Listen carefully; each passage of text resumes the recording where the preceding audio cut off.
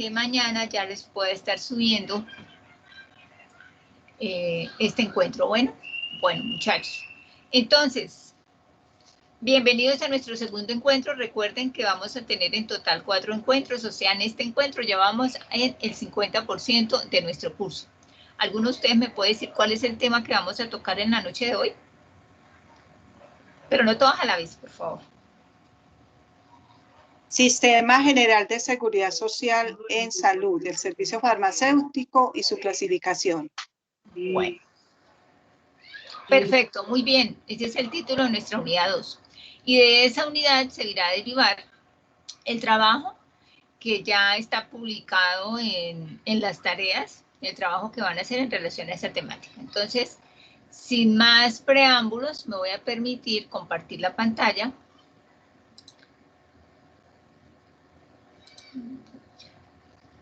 Y vamos a ver nuestra...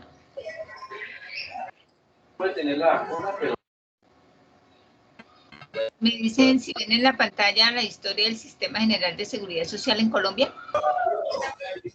Sí. Perfecto, bueno. ¿Cuál va a ser la dinámica de nuestra actividad la noche de hoy? Primero, pues vamos a revisar de manera sucinta y rápida toda la parte de la historia del Sistema General de Seguridad Social en Colombia. Yo les había enviado como unos documentos de apoyo a este tema, dos artículos, uno de portafolio y otro de semana, en relación pues precisamente a toda esta situación que por la cual estamos atravesando y frente a esa nueva cambio o actualización que se le quiere hacer a nuestro sistema de salud, que es el decreto 010 del 2021. Y pues allí hay información supremamente importante y me pareció que era muy relevante debido a que nosotros estamos llenos de mucha información, de noticieros, de todos los medios, del WhatsApp, del Facebook, y creo que es importante que nosotros empezamos a conocer esa realidad y esa información, esos análisis de personas expertos en el área. Y también les compartí un videíto de una doctora que en estas últimas semanas también ha sido muy titulada en los medios de comunicación, que es la doctora Corcho, porque creo que ella también, desde todo su amplio conocimiento que tiene del sector salud y la institución que ella gerencia, pues le da todas sus capacidades de hacer todas las exposiciones y sustentaciones frente a este decreto de reforma a la salud. Entonces, ese era un material que les dejé y del cual vamos a tocar después de esta primera presentación.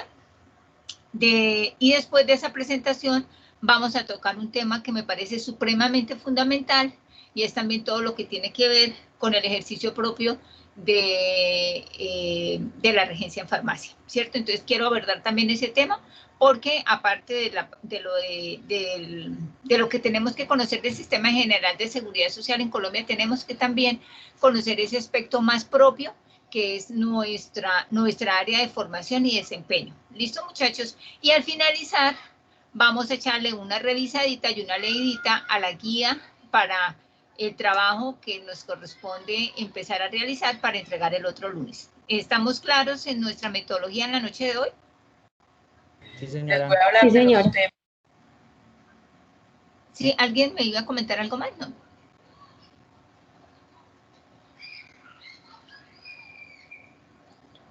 Bueno, ¿quién conoce algo del Sistema General de Seguridad Social en Colombia? ¿Eso qué significa? ¿Qué significa Sistema General de Seguridad Social en Colombia? Cualquiera que quiera... Fue un programa creado por el señor Álvaro Uribe en 1993, si no estoy mal el año, y el cual quiso copiar un modelo estadounidense, pero desafortunadamente no le llegamos ni a los tobillos en cuanto a salud y seguridad a nivel nacional, ¿no? Hay mucha falencia. ¿Quién más?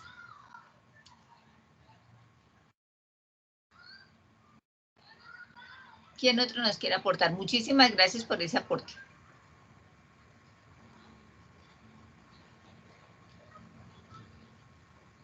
A ver, otro más, a ver. Que nos diga, aquí no es para acolcharnos, simplemente es para aportar. Nosotros estamos dentro de un sistema general de seguridad social. ¿Eso qué es?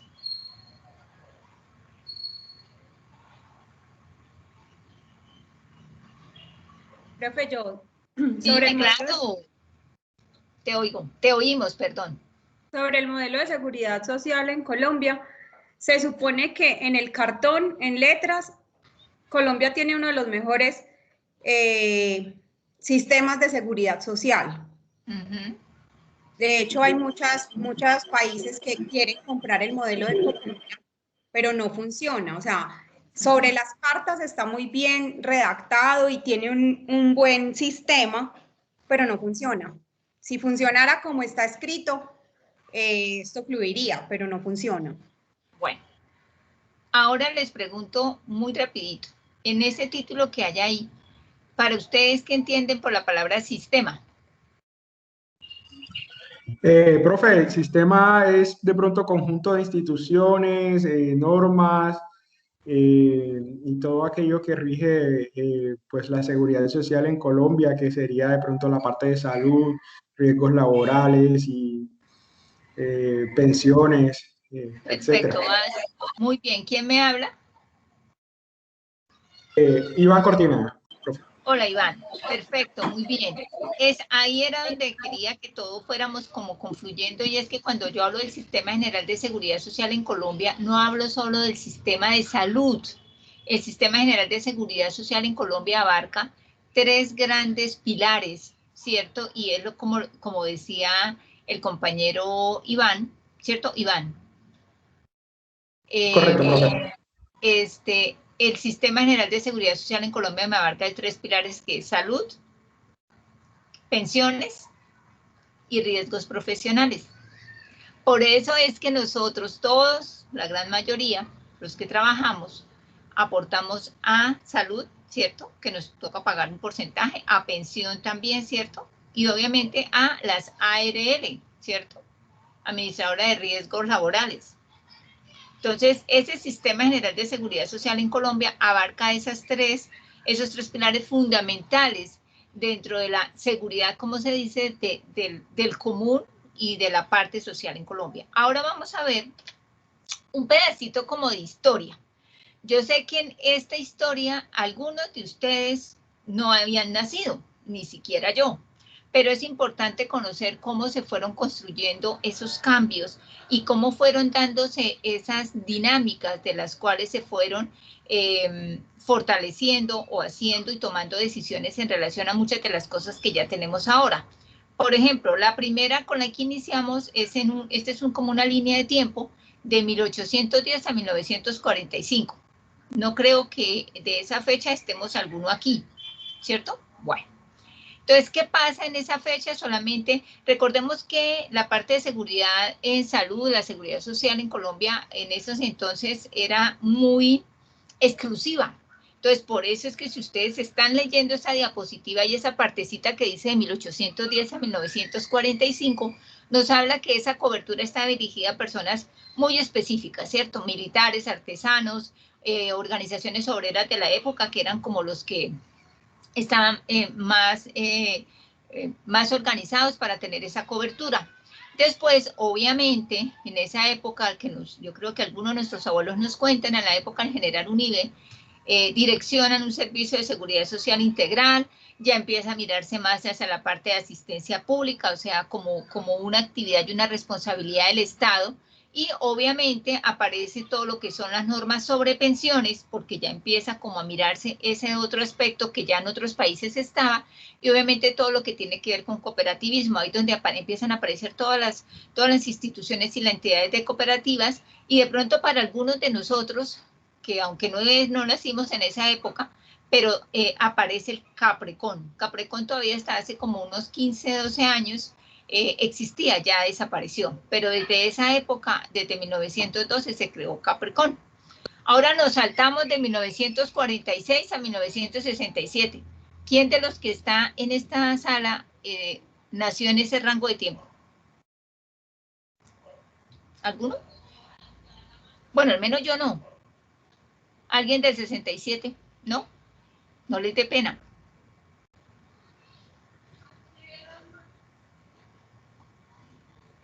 Este grupo es más bien joven. ¡Ay, qué bueno! O sea que ustedes son ahorita más adelantico. Entonces, ahorita cuando nombre otro rango de tiempo, espero que todos me digan nosotros. Bueno, entonces del 46 al 67, recordemos que se crea el Instituto Colombiano de Seguro Social. O sea, para nosotros los que somos menos jovencitos, el Instituto Colombiano de Seguro Social, que ahora se llama, ¿cómo se llama ahora? ¿Alguien me puede decir? Colpensiones. No, señora. Rafael Uribe. ¿Cómo se llama? ¿Cómo dices? Qué pena, no te escucho. ¿Cómo se llama ahora el Seguro Social? La nueva EPS. La nueva EPS para salud. Pero alguien me había dicho Colpensiones, ¿cierto? Sí, entonces es Y para... Colpensiones es para el pilar de pensiones, ¿vale? Entonces en eso se convirtió. Pero inicialmente, si ustedes están leyendo ahí, ¿para qué fue que se creó? Para atender accidentes, o sea, lo que ahora llamamos ARL, enfermedades profesionales también, gastos fúnebres, vacaciones, cesantía, mejor dicho, ahí había de todo.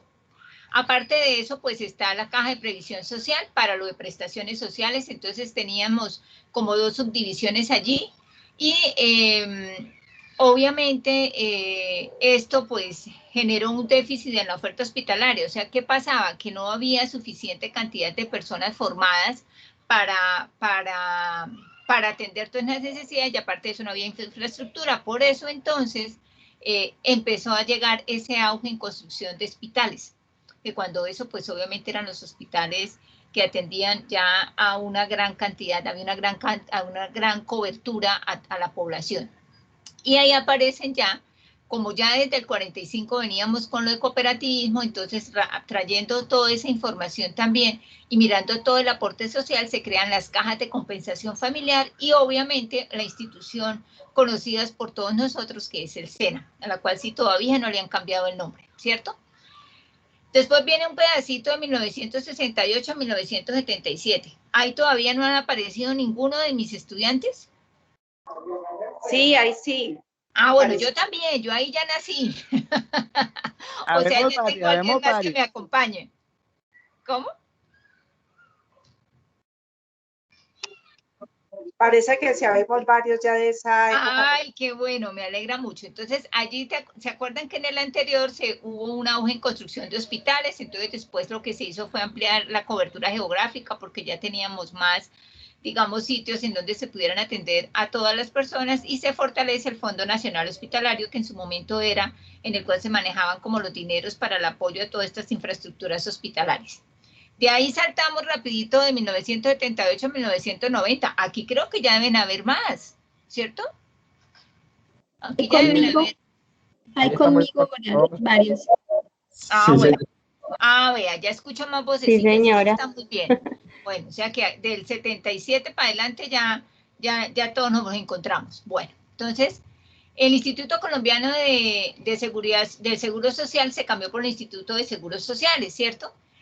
Ahí empieza a haber ya una crisis en el sistema y empiezan a haber liquidez, déficit de infraestructura hospitalaria y aparece una de las primeras leyes, que es la Ley 100 desde el Sistema Nacional de Salud, ¿cierto? Y con esa ley, entonces lo que se busca es atender a todos los niveles y grados de complejidad de las personas, porque recordemos que todos tenemos diferentes grados de complejidad dentro de la atención de acuerdo a nuestras enfermedades o patologías que tenemos. Ya se adoptó un régimen de prestación de servicios de salud, o sea, ya nos empiezan a establecer tarifas para esas atenciones, eso de manera como básica, ¿cierto? Como que ya desde ese entonces veníamos empezando como a coger esas estrategias que tienen en otros países, ¿cierto? O esos sistemas o esos modelos que tienen en otros países para la atención, ¿cierto? Se organiza el régimen de referencia y contrarreferencia, ustedes tal vez estos términos lo han escuchado, cuando en una clínica llegan referencia a un paciente, entonces no, toca enviarlo a otra institución, a otra clínica o un hospital de mayor complejidad, entonces aparecen las contrarreferencias, o sea, los manejos de la información y cómo los pacientes tienen que ser reenviados a otro tipo de institución, porque el nivel de atención requieren que sean llevados a otros niveles de hospitales o clínicas de mayor complejidad.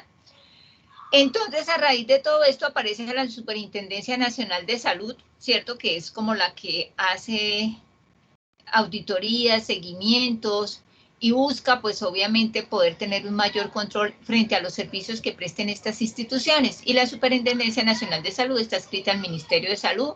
Obviamente, esa superintendencia, ahí como lo dice, pues va a estar regionalizada, va a tener unas competencias seccionales y locales, pues obviamente de acuerdo a cómo esté establecida en la región o el sitio donde se encuentre, ¿cierto? Bueno, ahora saltamos de 1991 al 2005, creo que aquí ya estamos, ahora sí todos, la gran mayoría, ¿cierto? Aquí ya todos hemos nacido, ya todos hemos avanzado en edad y ya estamos más familiarizados con estas terminologías. Entonces, ¿qué pasó? Hubo la nueva Constitución, acuérdese que se cambió, se actualizó, se hizo todo un referendo, se hizo la nueva actualización. Allí es donde el compañero al inicio nos decía, nace la Ley 100 de 1993, ¿cierto? Que es salud, pensión y riesgos profesionales. Es reestructurado el Ministerio de Salud y obviamente la Supersalud, que es la Superintendencia Nacional de Salud. Allí ya empiezan a crearse las sociedades administradoras de fondos de pensiones particulares. O sea, en esas tres estructuras de salud, pensión y riesgos profesionales, ya con la ley 100 le dan aval para que entren otras instituciones, ya no solo de tipo nacional o bajo la direccionamiento del gobierno, sino ya entran instituciones o entran empresas particulares a formar parte y a empezar a captar estos fondos de pensiones de acuerdo pues obviamente a las características de los empleados y realmente si son beneficiosas o no. Creo que algunos de ustedes tal vez en algún momento recordarán que hubo una época en la cual era todo el mundo para el fondo de pensiones, administradores particulares, nada de colfondos, etcétera, porque pues hubo algunos momentos en los cuales tampoco la información fue muy clara y toda la gente en desbandada se fue hacia los sistemas, hacia estos administradores de fondos de pensiones particulares. Estamos hablando, por ejemplo, de Porvenir, ¿cierto? Es un fondo privado. Estamos hablando de, ¿cuál otro? Recuérdenme. Protección. Protección. Horizonte. Horizonte, ¿cierto? Es otra. ¿Cuál más? Colfondos. No, Colfondos es privado. Es pública, es del Estado. No, es Colpensiones. Perdón, Colpensiones, sí, discúlpeme, sí, perdónenme. Sí, Colfondos, ahí ya vamos con 4, ¿cierto? Entonces son como, pues yo creo que de las que más son reconocidas y en las cuales hay un grupo bastante grande de personas afiliadas allí, porque pues por los beneficios que le brindan, por las edades, etcétera, entonces es conveniente estar allí. Nosotros los que nacimos entre el 68 y el 77, pues obviamente estas sociedades administradoras de fondos de pensiones no nos beneficiaban para nada, por lo cual pues también nos permitían después de cierta cantidad de años de estar en esas administradoras de fondos de pensiones particulares, volvernos a trasladar al fondo gubernamental. Entonces, digamos que se dieron esas dinámicas y pues ya de pronto en este momento hay mayor claridad de parte y parte para poder orientar a las personas para que tomen la mejor decisión en relación pues obviamente al futuro de sus pensiones. Bueno, se reglamenta, autoriza pues obviamente el régimen pensional manejado por el Instituto de Seguro Social, porque también ustedes saben que de acuerdo a ciertas entidades del Estado que tienen regímenes especiales, entonces ellos también regulan esa parte de pensión frente a ciertas edades, las fuerzas militares,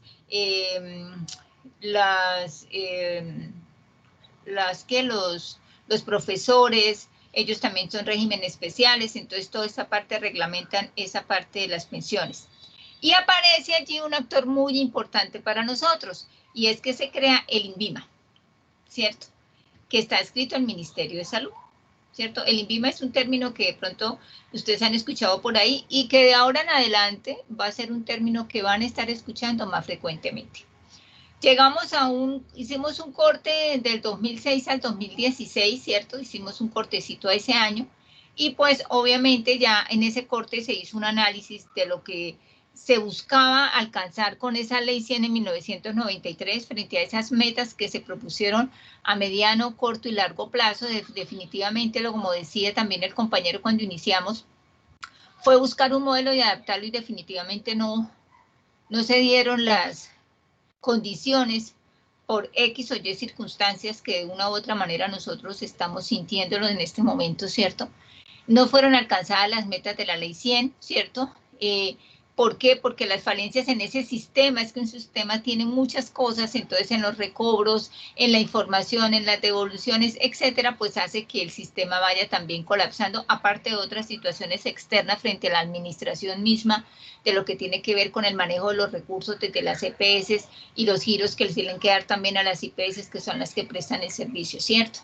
Se incrementó recursos al FOSIGA, y ese es otro término que es el Fondo Integral de Garantía, ¿cierto? Con la ley 1164, y esa ley la ley 1164 es el que regula todo lo de talento humano en salud, o sea, de ahí es que empiezan ya a aparecer de forma un poco más formal todo lo que tiene que ver con la formación de todos los profesionales en el área de salud, los requisitos, todo lo que tiene que ver, lo que ahora nosotros, por ejemplo, en nuestro sistema de información llamamos que hay que escribirnos en el RETUS, que es el sistema de talento humano, ¿cierto?, en salud. Entonces, desde esa ley empiezan a regularse todas esas características de formación, de ubicación laboral, de perfiles laborales, etcétera, ¿cierto? Y ya a partir del 2016 aparece este decreto 780, que es el decreto único reglamentario en el sector salud.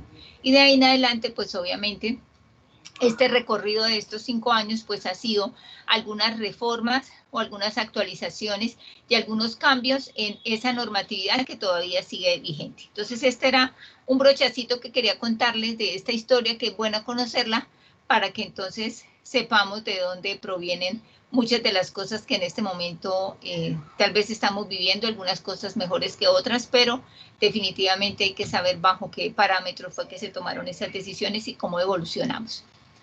Entonces, aquí también hablamos de esta ley 100, ¿cierto? Que se supone que era ese su lema, salud para todos, y hay como esos dos periodos, ¿no? El modelo, digamos, higienista, que fue ese modelo en el cual era todo de prevención, de ayuda, de acompañamiento.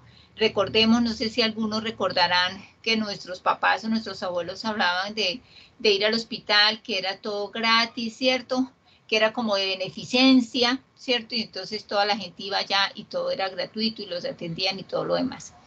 Pero después, pues obviamente, bueno, ya vienen las Cajas Nacional de Previsión en 1945, que ya lo mencionamos, y pasando el segundo periodo, el Sistema Nacional de Salud viene en 1970, 1989, y hay subsidios a esta oferta, a este Sistema Nacional de Salud, y por eso también es que ya empiezan a aparecer algunas clasificaciones que en la ley 100 ya se solidifican más, y es esa subdivisión, ¿cierto?, de en los pagos o en los aportes a salud.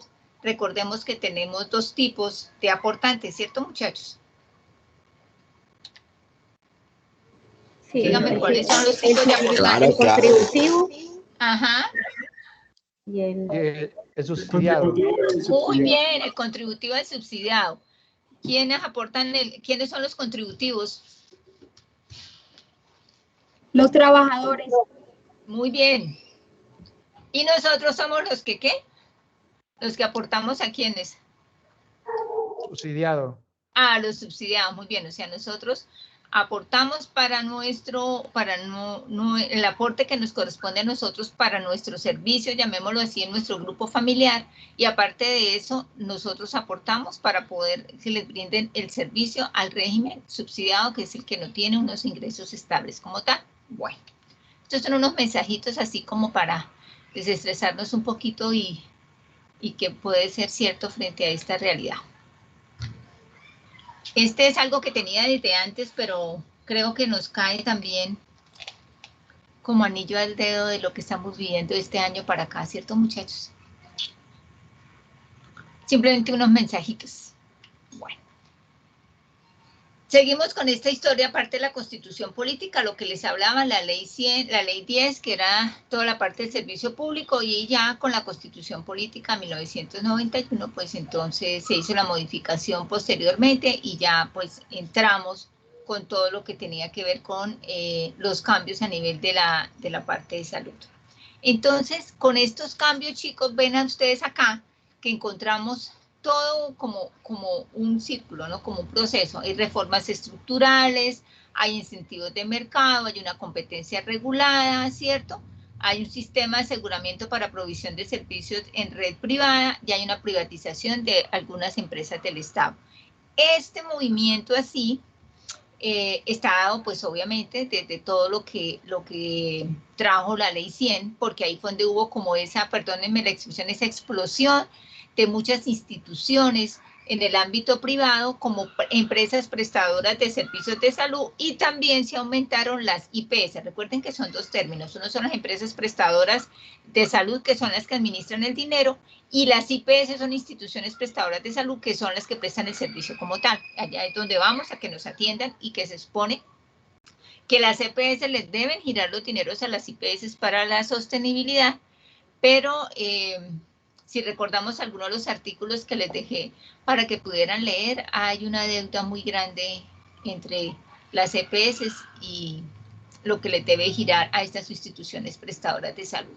Entonces, esto es lo que aparece ya, digamos, también viendo desde la parte de salud y de la parte económica, esas reformas estructurales que trajo la ley 100 y de las cuales nosotros podemos reconocer porque encontramos instituciones, no todo ha sido tan absolutamente malo. Nosotros podemos encontrar también el fortalecimiento de algunas instituciones de salud en las cuales se especializaron, de las cuales si no hubiesen sido por esa especialización y por esa reestructuración y fortalecimiento, pues no tuviéramos también alcance a unos servicios que pues en algún momento ahorita que analicemos esta situación, pues no son tan al alcance, pero pues que ahí están y que frente a algunas alternativas se pueden acceder a ellos. La ley 100 también trajo unos principios. Ahora les pregunto, ¿ustedes consideran que este principio de eficiencia se está cumpliendo? No, creo que no. Bueno, cuéntenme por qué. Aquí estamos en una charla. Yo no quiero estar hablando sola toda esta hora y media. Profe, considero que no se está cumpliendo porque la administración de los recursos que se tienen destinados para la salud es malísima en todo sentido. O sea, eso hace parte de la corrupción o de los vicios del sistema, ¿no? ¿Quién más? Muy bien. ¿Quién más nos aporta? ¿Por qué es, entonces digamos, por qué no es eficiente, sino ineficiente?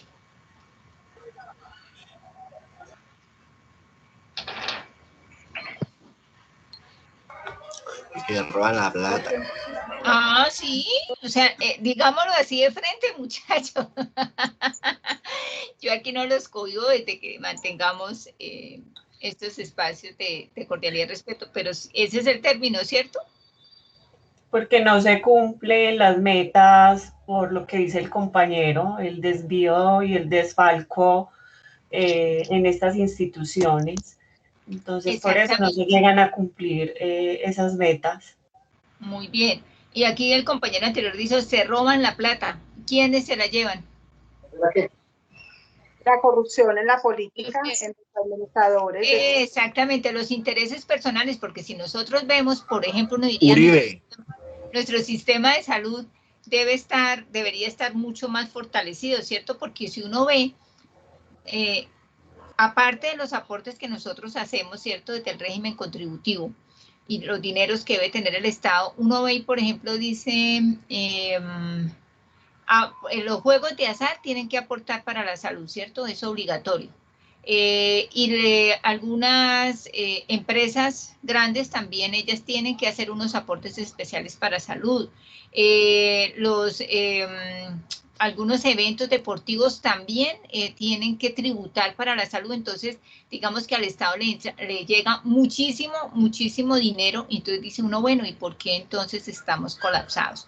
Ahí está parte de la pregunta, y creo que todos hemos estado atentos y hemos sentido que definitivamente no ha sido ineficiente. ¿Alguien tiene un ejemplo que haya vivido de esa ineficiencia?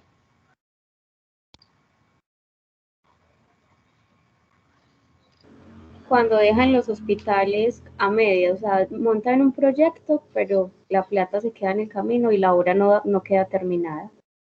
Exacto. O por ejemplo eso, que está la infraestructura lista y están súper bien las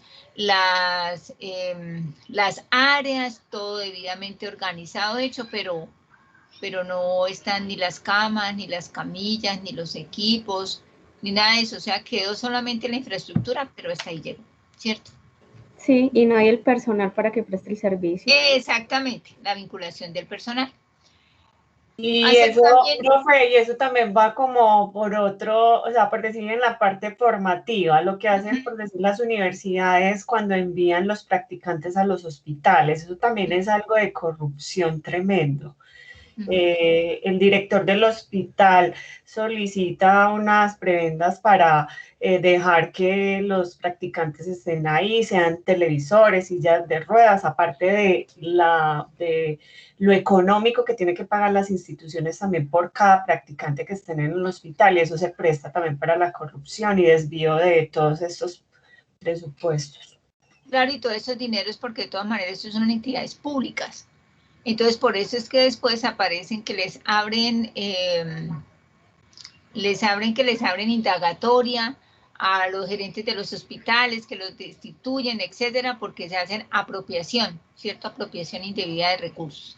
Y eso se da también desafortunadamente en cualquier otro nivel y cualquier otra de las instituciones de las cuales pues uno se ha dado cuenta que definitivamente y que son digamos, de obligatoriedad para atender las necesidades de nosotros como ciudadanos, ¿sí? Bueno, dentro de... Y otro ejemplo, profe, son las demandas que les colocan a las instituciones.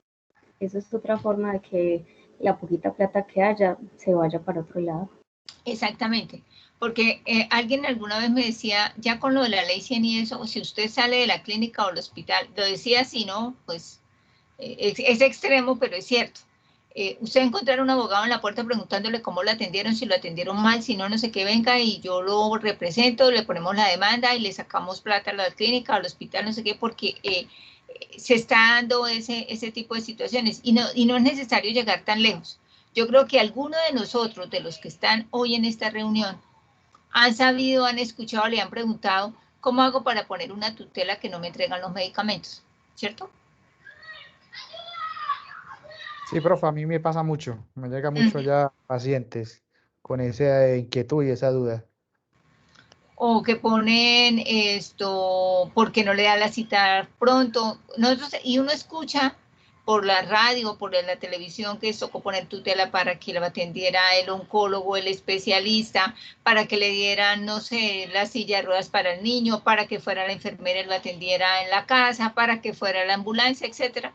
Entonces, esas inequidades hace que el sistema obviamente haya colapsado precisamente no porque el modelo sea malo, sino por el mal manejo que se le ha hecho a ese modelo y porque de una u otra manera es un modelo también que es económico, ¿cierto? Entonces, al ser un modelo económico, por eso entonces también se llegan a todo este tipo de desafortunios y que los administradores de estos rubros, de estos dineros, pues obviamente estén más pensando en sus beneficios particulares que realmente en la función social que tiene el Sistema General de Seguridad Social en Salud. Aquí en esta diapositiva, dime. Lo que pasa, profe, también es que los usuarios se encargan también de desangrar el sistema. Hay demasiada gente afiliada al CISBEN, al subsidiado, y no pertenecen al subsidiado. Uno ve demasiada gente que debería estar en el contributivo, así fuera trabajador independiente, pero pertenecen al subsidiado. Y si a esto no le hacen un buen control, desangramos cualquier sistema. Exactamente. O sea, las mismas clasificaciones que en las cuales se deben hacer para poder obviamente establecer los criterios en los cuales las personas van a aportarle al sistema para poderle dar sostenibilidad, pues obviamente también están desequilibradas. Y todo esto tiene unos contextos culturales y unos contextos de intereses personales que desafortunadamente, pues, no es de lo mejor ¿cierto? Una toma de decisiones, intereses personales o intereses dados por otras personas frente a pagos de favores, frente a otro tipo de estrategias, frente a poder sacar la mejor tajada, porque así soy el más inteligente, porque así entonces me gano esto de mejor manera. Entonces, desde esa cultura de no cuidar lo que no me vale, o sea, hay algo, él decía, es que lo que no me cuesta, hagámoslo fiesta, ¿no? ¿Cierto? O sea, ese de entender al ahorrar, el ser tan correcto, pues obviamente en todos los niveles del Estado está, pues digamos que no perdido, pero en un estado muy, muy lamentable, ¿cierto? Porque cada uno pues apunta a sus intereses particulares y aún más sabiendo la cantidad de dinero que se mueve para el sector salud y que nosotros los que aportamos estamos dando todos los meses. Es que eso es un dinero que entra todos los meses sin falta, porque es que así usted quiera o no, en la empresa le descuentan por derecha, llamémoslo así, esos aportes. Entonces son dineros seguros, ¿cierto? Son dineros que van llegando y son dineros seguros. Y ante esa seguridad, esas entradas de dinero, pues se generan unos intereses terribles para los que nos administran esos dineros y unos resultados lamentables para los que necesitamos acceder a ese servicio. Bueno, entonces, pasando... En la compra de medicamentos también se ve mucho eso, en la que trabaja en los hospitales, el desvío y cuando hacen las cotizaciones, sean los químicos o los reagentes de farmacia, se genera mucha corrupción también allá y prebendas a beneficio propio con la compra de medicamentos. Exactamente, porque ustedes saben que de todas maneras la industria farmacéutica es una industria, muchachos. Cuando usted habla de industria farmacéutica es una empresa, y si es una empresa, ellos no pueden perder porque si no, no subsistirán en el mercado. Eso es como cuando nosotros hablamos de los que tenemos las droguerías o los que están pensando en colocar la droguería. Pues la droguería es mi negocio, es mi empresa, pero yo tengo que saber cómo la manejo éticamente para que de todas maneras tenga la rentabilidad que espero, pero cumplir con esa función social que necesito tener. Y ese es el tema que después de la segunda parte de nuestro encuentro vamos a hablar, ¿sí? Entonces, eso es también en cada espacio, en cada partecita de este sistema, en cada movimiento que se hace, en cada intervención, eso va desangrando poquito a poco, ¿cierto? Porque cada uno quiere cogerse una partecita de manera individual y no se alcanza tal vez a pensar que esa partecita que se va multiplicando cada mes y cada mes a cuánto finalmente corresponde, ¿cierto? Pero también está dado por situaciones éticas, también de otros aspectos como es el mismo pago de las personas en el sector salud. Para nadie es un secreto que las formas de contratación y pagos pues obviamente no son las mejores, debiendo de ser una de las mejores pagas en el país. Entonces hay muchas circunstancias alrededor. No estoy diciendo con esto que el hecho de tomar decisiones y quererse apropiar de unos recursos esté bien, no es una excusa, simplemente es contándoles el contexto como tal, porque yo trabajé en muchas instituciones y estuve formando parte de comité de compras, de tomando decisiones para comprar medicamentos, y uno se da cuenta precisamente de esas estrategias que tienen los laboratorios farmacéuticos para que se les compren más medicamentos o no, o para que se inclinen más por este lado. Entonces, pues como su merced muy bien lo dice, uno ha conocido de manera directa ese tipo de situaciones. Bueno, entonces lo que tiene que ver con esta diapositiva de aseguramiento y solidaridad, pues digamos que la ley 100 nos sirvió para eso, ¿no? El aseguramiento, el buscar cómo asegurar a todas las personas, tener una mayor cobertura, que sin embargo eso nos lleva a un desequilibrio, obviamente por esta cobertura, pero ya digamos la mayor cantidad de la población colombiana está asegurada, sea por el régimen contributivo o sea por el régimen subsidiado, pero tiene, digamos, aseguramiento a ser atendido en cualquier institución, ¿cierto? De ahí también se desglosa una serie de situaciones que nosotros también hemos escuchado, de aquello que se llama, ¿cómo es? La ruta de la muerte. El carrusel de la muerte. Que va a un hospital, que no lo atienden, que vaya al otro y así sucesivamente hasta que finalmente el paciente ya no da más, ¿no? pero esa fue también una de las intenciones de la Ley 100, el aseguramiento de toda la población y obviamente la solidaridad que nace con estos dos tipos de aportantes, sobre todo uno de manera especial, que es nosotros los que somos de régimen contributivo. Universalidad, pues obviamente este principio sí se hace efectivo. ¿Por qué creen que el principio de universalidad sí se hace efectivo en la Ley 100? Que nos atienden a todos sin discriminación.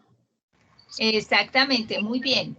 Además, porque independientemente de las dificultades para acceder al servicio de salud, pero todos hemos tenido de pronto pasado por alguna experiencia de formar parte del programa de PIP, ¿cierto? El programa de adulto mayor, el de control de la gestante, ¿cierto?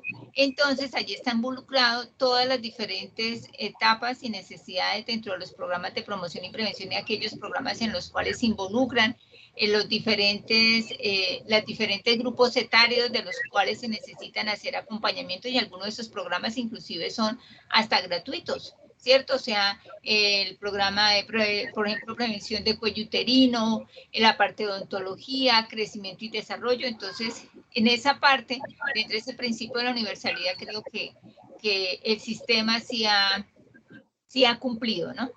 Yo pienso Sí. que la salud en Colombia es muy buena, porque si vas a Estados Unidos no te van a atender. En parte de Europa no te atienden odontología, te toca pagar mucho más. Claro que si vas por parto, todas las cosas son gratis. Entonces, no sé por qué nos quedamos de la salud en Colombia, pues a mí me parece que es súper bien.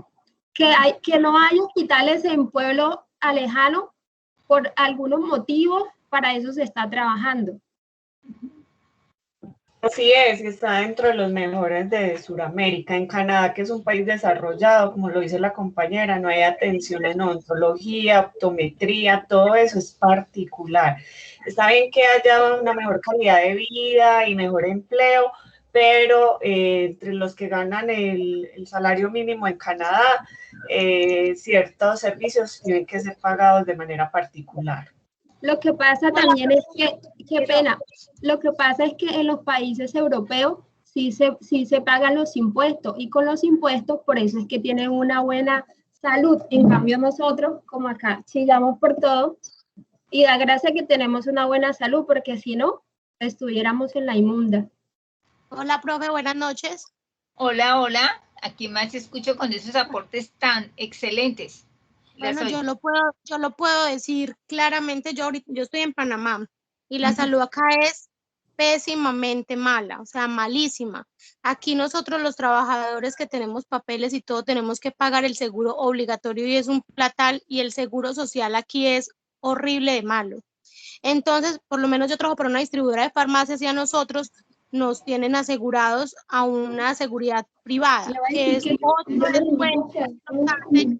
El empresario paga una parte y nosotros nos descuentan otra, que ahí la calidad de pronto es más económica, pero sin embargo, cuando usted va y te atiende, tiene que pagar también una cuota moderadora. Por decir, si la cita vale $50, usted tiene que pagar $12, pero uno lo hace porque es la calidad, porque las instalaciones y los médicos son muy buenos, porque por lo menos aquí usted tiene una urgencia odontológica, como dicen los compañeros. Usted se va a sacar una cordal acá y no, o sea, $500 no sale de ahí. Una sola cordal, mientras que yo, por lo menos, y lo digo yo que tuve problema con mis cordales, yo me tuve que ir para Colombia porque me salía más barato ir hasta allá y sacarme las 4 cordales que sacarme aquí una. Entonces, la verdad es que uno, cuando de pronto uno está en Colombia no lo ve de esa forma, pero estando uno lejos lo valora, o sea, uno se da cuenta que en verdad no más las instituciones médicas son súper buenas. O sea, un día de estos voy a tomar unas fotos del seguro social de acá para que ustedes se aterren, que la cantidad de plata que entra a este seguro y o sea, imagínense silla de ruedas en palo todavía, como como cuando la muñequita tiró a la otra por allá, así igualitas. Cuando Candy fue que tiró a la muñeca por allá, bueno, así las mismas. Heidi, Candy. Bueno, así igual. Sí me acuerdo yo, mira que estamos sintonizados. Mire, muchachos, mire, hay cosas y me parece excelente lo que estamos haciendo el día de hoy, más que yo empezar a contarles y a decirles desde la parte como teórica, y eso creo que este aprendizaje va aún más allá, para que conozcamos esas realidades en otros modelos y en otros países donde se lleva a cabo. No estamos diciendo que aquí estemos pues en el paraíso. Lo que sucede es que desafortunadamente esa situación de influencia de la corrupción, de los malos manejos, de las malas administraciones hace que aún con todo y eso tengamos acceso a esos beneficios o a eso que la ley 100 desde la parte de salud, desde ese pilar de salud nos está brindando, ¿cierto? Sin embargo, si obviamente no tuviéramos esa influencia negativa y esos intereses particulares, todo fluyera de la mejor manera y pudiéramos tener realmente esa eficiencia en el servicio. Yo, por ejemplo, puedo decir que mi seguro, yo casi nunca lo utilizo, pero por ejemplo, para el parto de mi hijo fue una cosa excepcional. Con mi esposo, pues bueno, las primeras, digamos, como requerimiento frente a una urgencia para poder llegar al hospital, que lo atendieran y todo lo demás fue muy caótico. Pero después que ya entró al hospital, el procedimiento que le hicieron, que estuvo allá un mes, todas las atenciones, entonces ya internamente yo no tengo queja alguna. El problema es el poder tener ese acceso real, rápido y eficiente a esos servicios que nosotros necesitamos en el momento en que lo necesitemos. Entonces las deficiencias en algunos procesos al interior de ese sistema, pues hace obviamente que se generen cuellos de botella y hayan unas cosas que se vean mucho más evidentes que otras. Cuando yo quiero solamente que hagan de cuenta, vamos a hacer un ejercicio muy sencillito, para que podamos de pronto también ir como mirando y redondeando. Cuando yo hablo del sistema, pensemos en nuestro cuerpo humano, ¿cierto? Nuestro cuerpo humano tiene unos sistemas, ¿cierto? ¿Alguien me menciona alguno de los sistemas del cuerpo humano? Digestivo. Muy bien. Respiratorio. Cardíaco, respiratorio. ¿Cuál? Nervioso. Respiratorio, nervioso, etcétera, ¿cierto? Entonces, el Sistema General de Seguridad Social en Colombia es el cuerpo y está formado por sistemas. Entonces, si nuestro cuerpo tiene varios sistemas, si de pronto yo tengo un problema en el sistema respiratorio, ¿cierto? Pues de ahí se va a generar que de pronto voy a tener, se me va a generar un problema tal vez nervioso, porque no voy a estar respirando bien, porque se me corta la respiración, y entonces me voy a empezar a poner un poquito preocupada, deprimida, etcétera, ¿cierto? Si de pronto tengo un problema en el sistema, no sé, circulatorio, cardíaco, entonces el sistema circulatorio que me afecta, el corazón, entonces de ahí se me afectan otras cosas a nivel del cuerpo en general. Entonces quería hacer este ejercicio como mirando cómo desde nuestro cuerpo, que está formado por sistemas y por órganos, cuando esos órganos fallan, los sistemas se colapsan y el cuerpo también. Pueden ser por factores internos o externos. Entonces, digamos que este tema también guarda relación con eso, cómo factores externos o internos dentro de los manejos, dineros, recursos, etcétera, hace que estemos ahorita en esta situación con nuestro sistema, específicamente con nuestro sistema general de salud. Entonces, y de ahí, pues que parte toda la situación que estamos viendo ahora de esa nueva reforma a la salud, que como dicen las compañeras que están fuera del país, y como hacen los analistas y los que leyeron los artículos lo pudieron evidenciar, pues quieren, digamos, como enrutarnos a ir perdiendo cada vez más estos beneficios que tenemos hasta el momento, que ya tengamos que empezar a pagar por otras cosas, que solamente sea lo básico, que si usted necesita algún otro servicio, entonces la aparición de aseguradoras, ¿cierto? El tener que comprar pólizas, ¿cierto? Esas pólizas tienen ese detrás de, y es obviamente el tener que asumir nosotros más pagos fuera del sistema. Ya de por sí algunos de nosotros lo hacemos, ¿cierto? O sea, mi cuota moderadora vale tanto en el seguro y yo sé que si voy, o mejor dicho, sí sé que si voy, no. Experiencia, y creo que esta la vamos a compartir entre todos. Antes de Semana Santa tuve un accidente y me caí, fui al seguro, todo lo demás, me atendieron muy bien y eso, y me enviaron la fórmula. Cuando vi la fórmula, entonces yo me di cuenta, dije, con lo que pago, me sale más barato ir a la droguería y comprar los medicamentos que lo que me toca pagar de cuota moderadora. Dígame si alguno de ustedes no ha tomado esa decisión. Sí. Profe, y con eso apoya a los Profe. alumnos, con eso pagamos el semestre. Por ejemplo, claro, muchachos, o sea, porque aún así yo ya tengo los servicios, pero uno también busca como dentro, a los que tienen las cuotas moderadoras bajitas, pues van y lo reclaman porque eso es un beneficio. A los que tenemos las cuotas moderadoras altas, pues si son exámenes, si son algunas cosas, pues uno obviamente las debe pagar, pero si son, por ejemplo, de alguna manera que uno sabe que en el comercio, en la droguería lo puede comprar, pues uno vaya a hacer ese aporte porque pues primero va con una fórmula médica, segundo pues sabe que lo que le van a entregar pues es lo que corresponde y de una u otra manera uno busca optimizar sus recursos, ¿vale? Entonces, digamos, démosle también esa mirada y sé que hay muchas cosas que hay que mejorar, que el sistema debe empezar a reorganizar y creo que hay debates interesantes alrededor de esta nueva reforma que se está presentando.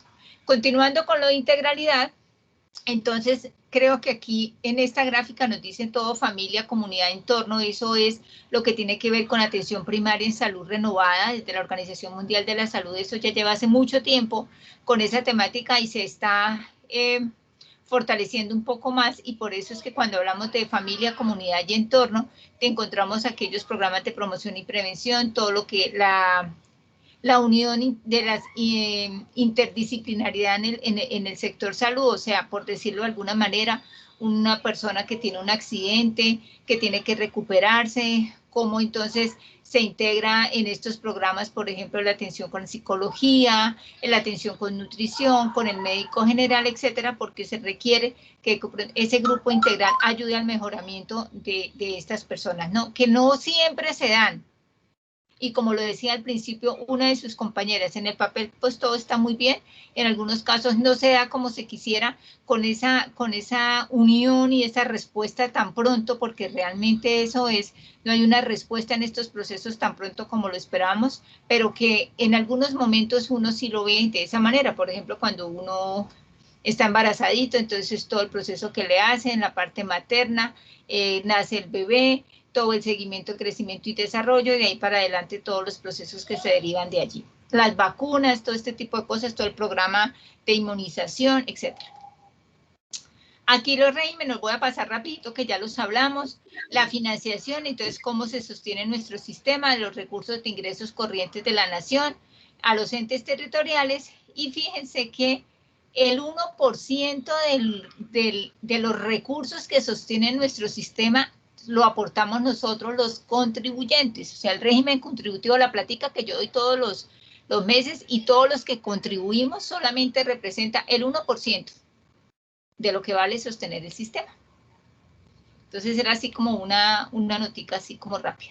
Aquí simplemente es, pues ya estamos familiarizados con estas instituciones, nuestras empresas prestadoras de servicios de salud, SURA, la nueva EPS, Saludcop, algunas de ellas ya han quebrado por manejos indebidos, por invertir en otras cosas que no son frente a la construcción y fortalecimiento de esa infraestructura médica y de recursos humanos, sino lo derivan para intereses personales, invirtiéndolas en otras cosas, en fincas, etcétera, que es todo lo que le estoy diciendo, no es oculto. Ustedes saben muy bien que se han hecho seguimientos, se han intervenido algunas EPS precisamente y se han encontrado que los gerentes invierten las platas en otras cosas, ¿cierto que sí? Yo aquí no estoy diciendo nada de lo cual no conozcamos.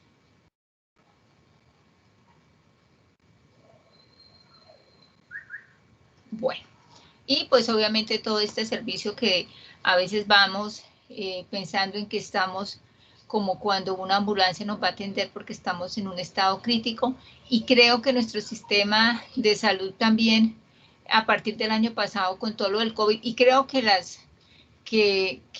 todos los sistemas de salud en el mundo tuvieron esta experiencia terrible de afrontar todo lo del COVID-19, ¿cierto? Entonces quisiera escuchar de pronto a alguno de los compañeros que intervienen ahorita que están fuera del país, cómo han visto también ese manejo en relación a lo del COVID-19. ¿Yo puedo decir algo? Claro que sí. Yo no estoy fuera del país, pero sí les recomendaría que vieran un documental que se llama Psico, de Michael Moore, para que miren la salud fuera del país. Si quieres ahí por el chat, escríbenos el documental. Y ahí se darán cuenta que nosotros en Colombia tenemos una salud muy bien. Muchas gracias. Escríbanos por el chat el nombre del documental que es de interés. Yo creo que es un momento importante en que nosotros también vayamos como referenciándonos a los que nos interesa también profundizar en este tipo de temas, ¿sí? Listo. Bueno, chicos, con esto terminamos de manera rápida esta primera parte de nuestra... Espérame. Listo. Esta primera parte de lo que correspondía al Sistema General de Seguridad Social en Salud, ¿cierto? Bueno, yo les había comentado que les había dejado unas lecturas, ¿cierto que sí, muchachos? No eran obligatorias, eran si las querían leer, ¿cierto? Yo les había dejado esas lecturitas, ¿sí? ¿Algunos me pueden decir si leyeron algunas, si vieron los videos, o si vieron el video porque era un video y 2 lecturas? Si no las pudieron hacer, no hay problema. Es que, pues, me pareció interesante. Pues yo vi el video que es de una doctora y estaba hablando sobre la nueva reforma del 2016. Del 2021, qué pena. 2021. No te preocupes. No te preocupes. Bueno. Entonces, vamos a hacer una actividad muy sencillita, muy pequeñita que quiero que hagamos los que tuvieron la posibilidad de ver el video o de hacer la lectura. Entonces, los voy a invitar a lo siguiente. Vamos a, por el chat, les voy a compartir acá. ¿Dónde está el chat? Un link. ¿Dónde que está cargando? Bueno. Entonces los voy a invitar a que ingresen a ese link.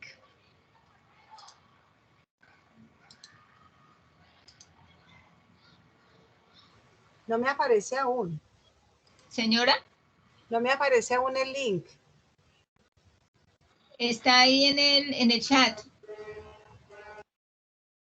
En el chat acá de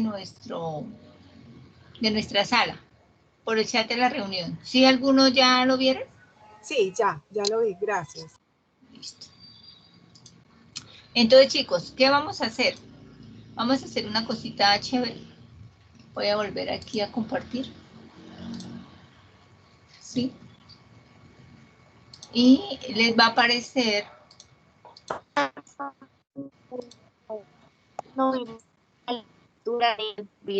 Estoy escuchando entrecortado. ¿Les aparece una preguntita? Aquí les estoy mostrando en pantalla.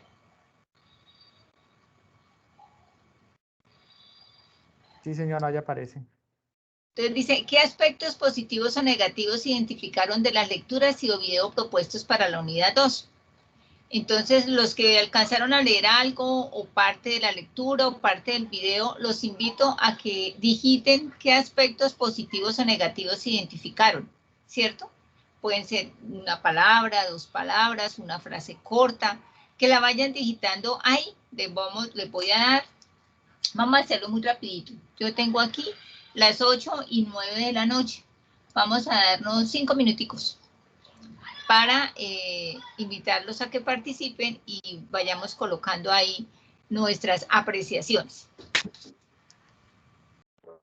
Buenas noches, una pregunta. Señora. Para las personas que pues no leímos y tampoco vimos el video, ¿qué respondemos? No, no te preocupes. No lo responda porque ahorita vamos a hacer una puesta en común de lo que hacia dónde apuntaban estas lecturas para que entonces quedan ahí abiertas, quedan subidas, porque este es un tema de actualidad, es un tema que es de interés para todo y que obviamente no ha terminado.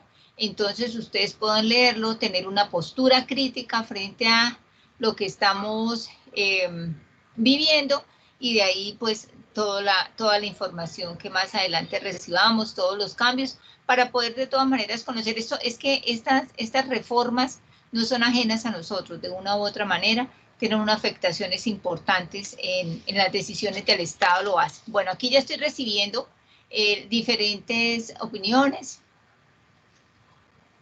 La verdad, tranquilo, escriban, aquí no va a salir nombre de ninguno, esto es NN, si es que pueden hacer todos sus aportes, este es un momento de encuentro y de reflexión frente a esas iniciativas de lectura. Entonces los que quieran hacer el aporte, entonces necesitamos una reforma a la salud, pero en este momento además agregarle puntos adicionales a lo que ya está. La no supervisión de lo que sucede con los servicios prepagados se hacen con los recursos públicos, muy bien. No hay buena información. La siguiente no la voy a leer porque no pertenece, digamos, a la intención que queremos con la unidad 2. Qué pena interrumpir. Yo pienso que aquí estamos estudiantes, no hablando de Petro ni de Uribe. Eso es una falta de respeto para todos los estudiantes que estamos acá. Sí, señora. Entonces, por eso les dije que no lo iba a leer. O sea, yo soy muy respetuoso porque todos tienen libertad de opinión, ¿cierto? Pero hay espacios en los cuales se tienen que tener cierto tipo de moderación, ¿cierto?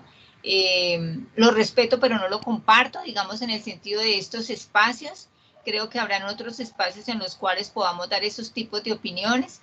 Y si como compañeros y como ciudadanos de este país queremos abrir esos espacios, los podemos dar, pero en otros momentos en los cuales no estamos en esta parte del curso como tal. Entonces, yo les agradezco la intervención de la compañera. Igual el compañero o la compañera que escribió eso, pues tiene todo su derecho a expresarse libremente. Sin embargo, pues digamos que estos no son los espacios para hacer este tipo de exposiciones, ¿sí?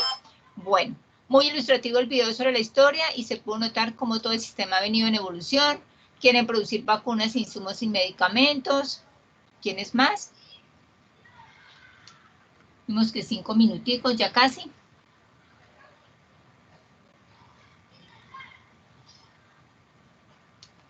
¿Quiénes más nos quieren aportar? Se pueden presentar desigualdad en los aspectos de regionalización del sistema de salud, teniendo en cuenta que no todas las regiones en Colombia tienen las mismas capacidades para prestar un servicio de calidad. Sí, claro que sí.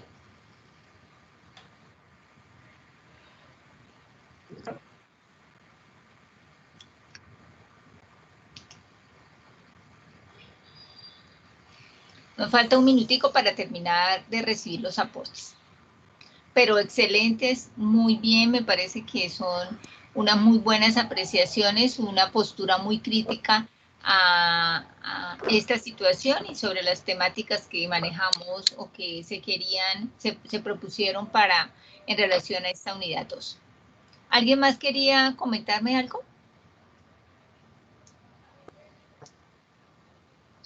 ¿No?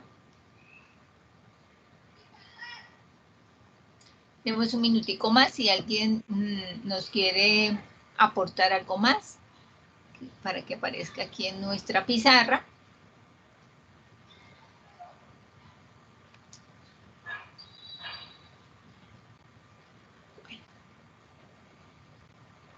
Perfecto.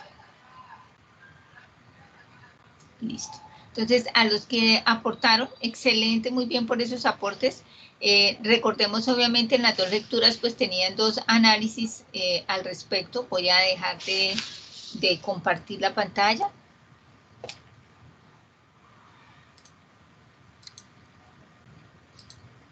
Listo.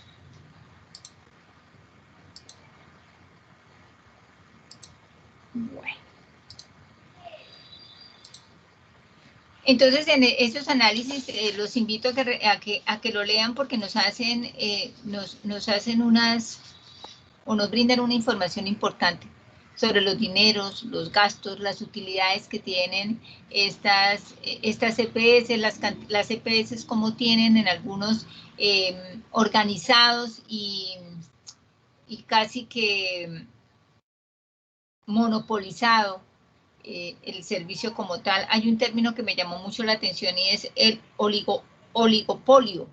Me llamó mucho la atención ese término de oligopolio que lo utilizan en el artículo de la ley para negocio de la salud.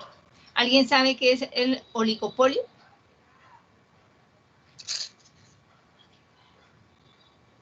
¿no?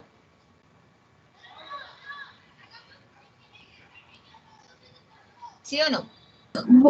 Bueno, yo pienso que es cuando alguna persona, como se dice acá en Colombia, de bien, monopoliza algo. Muy bien. Eso forma parte del monopolio.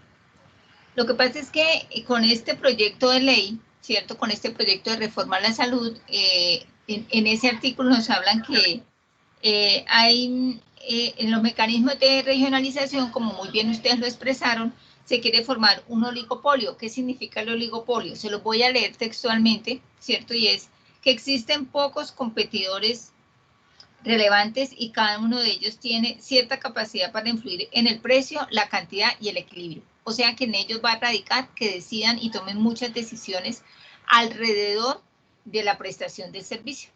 Entonces eso es supremamente riesgoso. Entonces los invito a que leamos esos dos, ¿cierto? Y en el otro artículo también me llamó mucho la atención que hablan que le dan autonomía, por ejemplo, al ministerio para que pueda comprar medicamentos o insumos que se encuentren en desarrollo. O sea, la situación que estamos viviendo con el COVID y toda la agilidad con que salieron las vacunas, obviamente ha roto todos las estructuras y todo como se tenía concebido el desarrollo y salida al mercado de los medicamentos, ¿cierto? Entonces, pues obviamente por la pandemia, pero creo que es a mi concepto también un riesgo muy alto que le dejen en cabeza del ministerio que tome la decisión autónomamente no porque compre medicamentos o dispositivos médicos, sino que autónomamente pueda comprar o pueda tomar la decisión de adquirir medicamentos o dispositivos médicos en desarrollo, y eso es un riesgo muy alto para la integridad y la seguridad de los pacientes. ¿Alguien levantó la mano? Erika, te doy la palabra. Ah, sí, profe, que ahora que me acuerdo también en el video que hablan de cómo a los médicos generales, prácticamente como lo dice la doctora, le van a amarrar las manos para aplicar ciertos procedimientos, si bien se sabe que en Colombia escasean los especialistas, y por decir en las zonas rurales donde solo está el médico general, y que un paciente llegue, ella ponía el ejemplo con depresión, y que el médico general no le pueda recetar un antidepresivo mientras mira cómo avanza y después le envía para que llegue al especialista. El médico no va a poder hacer eso porque lo debe hacer el especialista. Entonces va a tardar más el servicio sobre todo en la parte rural y bueno, y aquí también en lo urbano. Entonces veo que eso es muy grave porque escasean los especialistas y ahora uno tiene una cita con ellos y se puede demorar entre 3, 4 meses. Imagínense, si todo lo van a enviar para especialista, va a ser complejo. Imagínense que en el proyecto también hay una cosa, por eso es que hay que uno acercarse un poquito, porque nosotros, mire, ustedes, este programa es virtual y llega a todas partes del país y hasta fuera del país, ¿cierto? Y en ese proyecto hay una cosa que uno de pronto no proyecta y mire lo importante. Dice que, pues, o sea, todas las personas tienen que estar inscritas a un prestador primario, ¿cierto? Entonces, y lo que tú acabas de decir, asigna un médico con enfoque familiar y comunitario, que se supone que tiene que resolver muchas cosas, pero que finalmente no se sabe ese médico si realmente es un médico o se termina vinculando personas que dentro de la parte del sector salud pueda tener esa formación comunitaria o ese enfoque familiar comunitario, porque ese enfoque familiar comunitario también lo tienen las enfermeras, ¿cierto?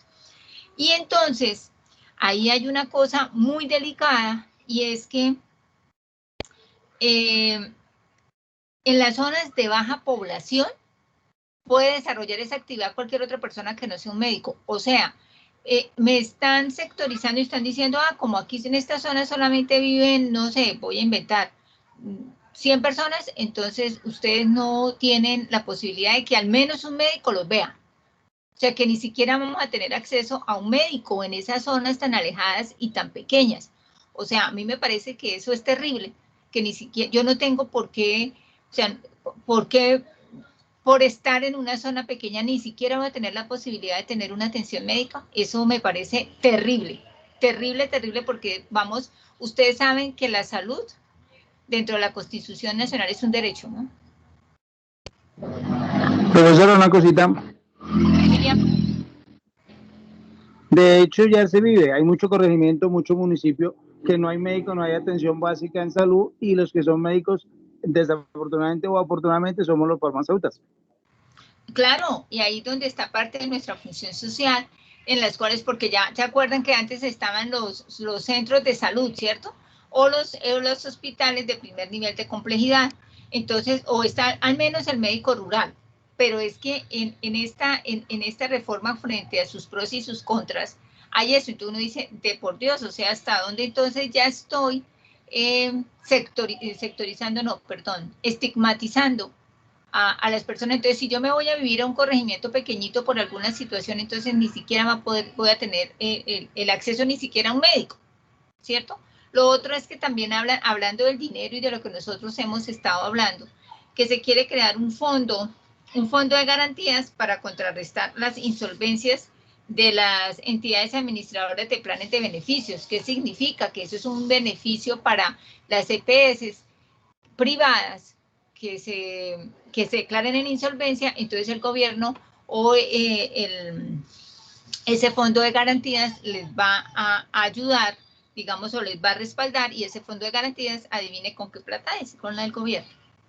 Y si ustedes pueden tener la oportunidad de leer la ley para el negocio de la salud, se darán cuenta que de las 39 EPS, como lo dice la persona que hizo el artículo, 2 solo están con régimen contributivo, 37 atienden contributivo y subsidiado, y de esas 39 EPS, que son las que deben tener todas las solvencias económicas, 19 están sin una sostenibilidad mínima económica y 21 sin patrimonio adecuado. Eso significa que esas 19 EPS muy seguramente se van a declarar en insolvencia. ¿Y entonces qué van a hacer? Vamos al fondo de garantías que el gobierno nos va a dar. Entonces, esto es una cadena de situaciones que de pronto a primera vista no se aprecian, pero si nos damos cuenta, de todas maneras nos afecta dentro de esa accesibilidad a nuestro sistema general de seguridad en salud. Entonces, yo los invito a que cuando tengan el tiempito le echen una revisadita. Bueno, muchachos, se nos está acabando el tiempo. Vamos a pasar al siguiente tema que les dije que es importante de nuestro ejercicio como regentes de farmacia, y procedemos a revisar nuestra guía. Les voy a volver a compartir pantalla y vamos a hablar acá de este. Aquí me ven la presentación, ¿cierto, muchachos? ¿El ejercicio de la farmacia en Colombia?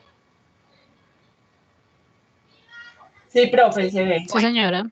En este les voy a subir no solamente la conferencia, sino les voy a subir estas diapositivas porque me parece que es un material muy interesante para ustedes, ¿vale? Entonces, este material que les estoy presentando también se lo voy a subir aparte.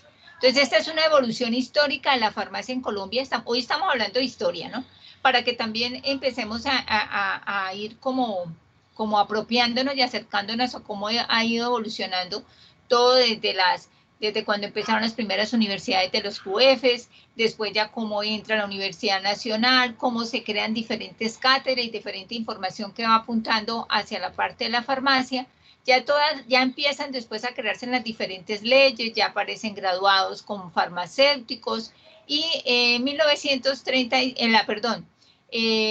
la resolución 202 reglamenta el ejercicio de la farmacia en 1936, pero esa es como la mamita de las normativas y las resoluciones. En ese entonces las farmacias hacían todo lo que eran las fórmulas magistrales y primeras manufactureras caseras, ¿cierto? Por eso es que todavía creo que algunos de nosotros nos acordamos del laboratorio JGB. ¿De qué se acuerdan cuando digo laboratorio JGB? Los que somos más antiguitos aquí viviendo en este planeta. De la cola granulada. Muy bien, exacto. Ese es el producto estrella del laboratorio JGB. Tarrito rojo, ¿cierto? El tarrito rojo JGB, cola granulada. Y de allí, pues, todas estas farmacias y estos laboratorios colombianos, pues, ellos empezaron ya a incursionar porque ya había personal capacitado para hacer el acompañamiento en todos sus procesos de producción de diferentes tipos de medicamentos. Aquí seguimos avanzando también, pasando desde 1940, los laboratorios, cómo nacen ya las diferentes escuelas en las diferentes universidades de Cartagena, Atlántico y Cartagena, y después pues ya obviamente cómo se abre el país a recibir obviamente laboratorios extranjeros y cómo ya entonces empiezan a manejarse otro tipo de títulos, ¿cierto? Y cómo se empieza a industrializar un poco más y a tecnificar la industria farmacéutica. Ya pasamos a los años 60, entonces ahí ya hay más de 30 firmas americanas, 40 nacionales y europeas, y aparece la Asociación de Fabricantes de Droga Fidro, que para algunos de los compañeros que tienen sus droguerías y eso es muy familiar este término. Aquí seguimos obviamente con más normatividades que otorgan las leyes que aparecen y aparecen pues unas fechas muy importantes, ¿cierto? La ley 8 de 1971, la ley 17 que establecen la figura de director de droguería y expendedor de drogas, que ese es un título que todavía en algunos establecimientos se mantiene, pero que obviamente ya han disminuido porque a partir de la ley 487 nuestra, pues obviamente ya estableció nuestro programa de regencia en farmacia como director técnico de droguerías y farmacias, entonces pues de allí que ya, digamos, esta figura de director de droguería y expendedor de droga, la Secretaría ya no lo emiten. Y actualmente, pues, existen 18 programas de tecnología de regencia en farmacia aprobados por el Ministerio de Educación en todo el país. Ahora sí, nuestro ejercicio de las profesiones de la farmacia. Seguimos, acuérdense que estamos en legislación farmacéutica y ética, entonces es imperativo que nos aparezcan decretos y resoluciones por todo lado. Entonces, aquí también estamos ya más aterrizaditos en cada una de esas resoluciones y esos decretos y qué nos reglamenta. Entonces, lo primero es que le reglamenten el ejercicio de la química farmacéutica. Ustedes saben que esa es como nuestra mamá, ¿cierto? Después hablan del servicio social obligatorio para el profesional en farmacia. Después ya aparecen los departamentos y las diferentes facultades, las diferentes seccionales de salud en cada departamento que faculta el ejercer como farmacia o como químicos farmacéuticos o regentes, entonces ya aparecen las resoluciones respectivas para que nos entreguen a nosotros nuestro documento. En su momento, hace 20 y tantos años, nos entregaban, como les digo yo, como lo que le entregan a los médicos, como un carnet para ejercer una tarjeta profesional. Ya esta tarjeta profesional ya nos expiden, nos entregan es un documento y una resolución para poder ejercer nuestra profesión en todo el país. Bueno. Después ya aparece un decreto ley donde se suprime la licencia de funcionamiento de establecimientos farmacéuticos y la obligatoriedad de registro de los títulos ante el Ministerio de Salud o autoridad delegada. Por ejemplo, en nuestro caso, para ser regentes de farmacia, el registro se hace ante la Secretaría de Salud, ¿cierto? Y allí es que nos incluyen en el RETUS, en el sistema de información de talento humano en salud, ¿cierto? Después viene la ley 212 y su decreto reglamentario, el 1945-1996, y ahí ya determina el ejercicio profesional y las competencias exclusivas del químico. Y por último, la ley 485 del 21 de diciembre de 1998, donde reglamenta la profesión del tecnólogo en regencia en farmacia, ubicándolo en el área de salud, donde vienen todos los alcances, nuestras funciones, etc.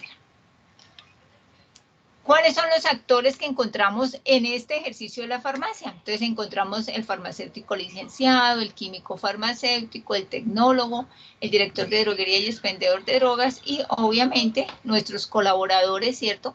Como son los auxiliares de farmacia o lo que llamamos los técnicos profesionales en servicios farmacéuticos, y cada uno de estos actores, como ustedes ahí lo van leyendo, pues tienen unas alcances, unas funciones y unas responsabilidades obviamente dadas desde cada uno de su formación. Bueno,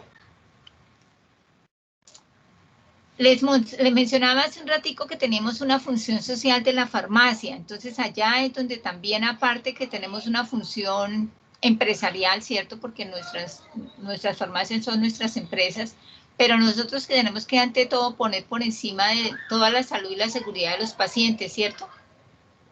Porque estamos ahí en medio de que si colocamos o no la salud y seguridad de los pacientes, o obviamente si nosotros dejamos y empezamos a tener y a tomar acciones hacia la medicamentalización, que es más dado hacia cómo yo me beneficio económicamente de esas necesidades de los pacientes o de los usuarios que van a mi droguería, ¿cierto?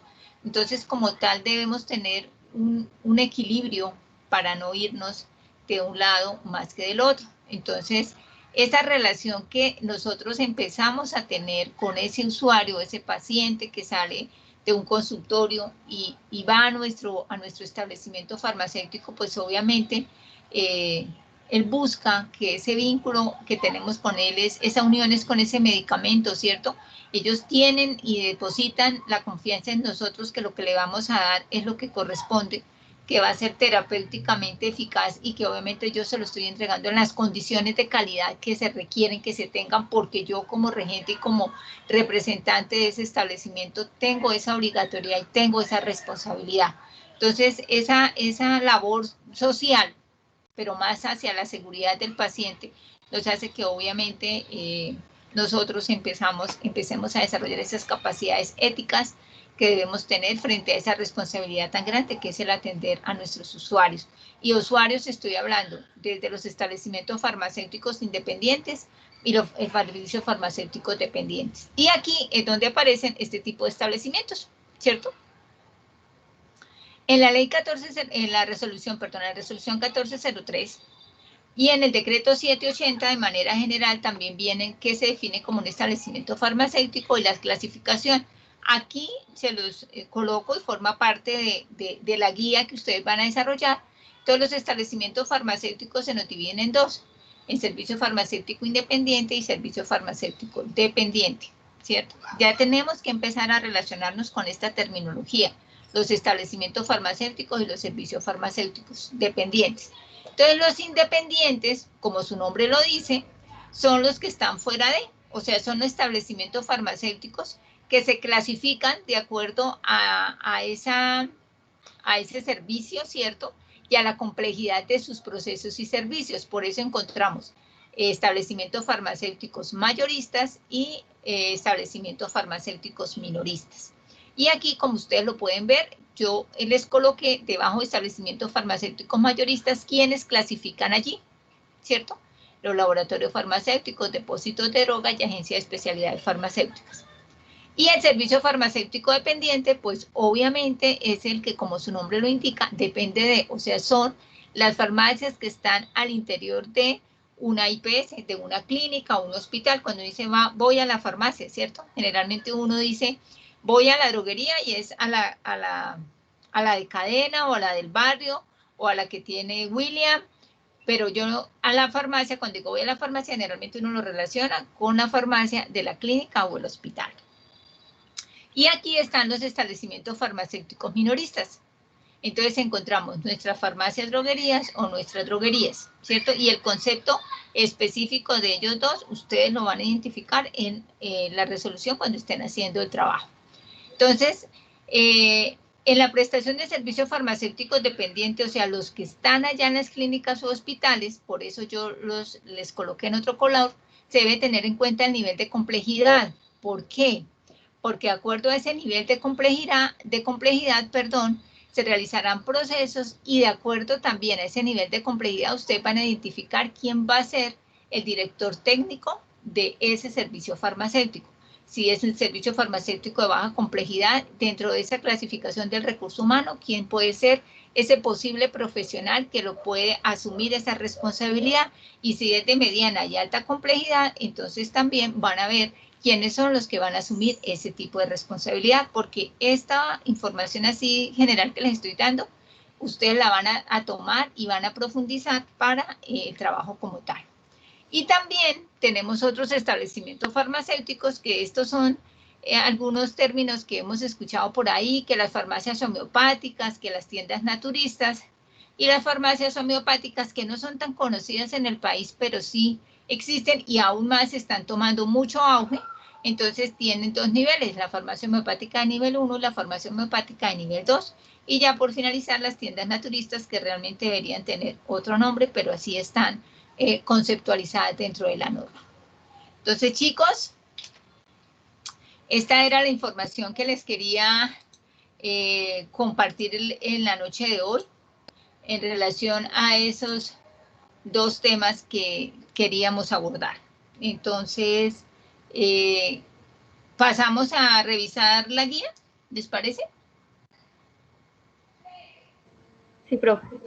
¿Quién dice no?